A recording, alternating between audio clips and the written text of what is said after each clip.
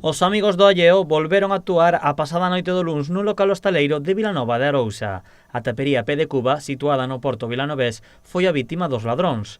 Os delincuentes aproveitaron que o local estaba baleiro e forzaron unha fiestra e unha porta para entrar ao seu interior. Pois forzaron unha das portas da entrada, polo que nos din na Garda Civil seguramente cunha pata de cabra, porque reventaron o cristal e os marqueados da porta. Entraron ao interior da barra e forzaron e reventaron un caixeiro automático que hai coa devolución para a devolución de monedas.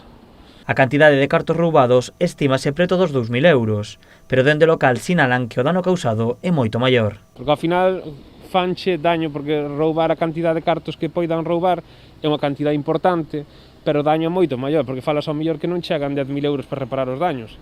Entre portas, entre caixóns, entre mercancía que tiras.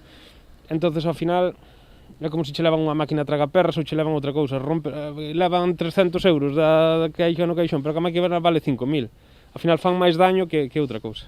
A alarma do local e o fume propiciou que os ladróns escapasen do establecemento.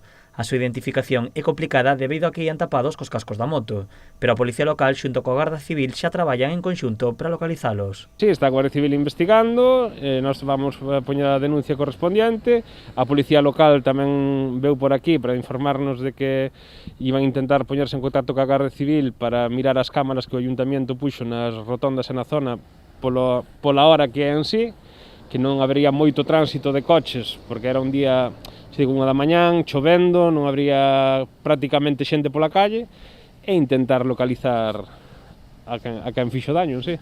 O propietario sinala que non ten constancia de que ningún outro local sufrise un roubo nos últimos meses, polo que non ten medo de que volva a ocorrer. O establecemento agora manterase pechado ata o xoves mentre se arranxan os danos sufridos.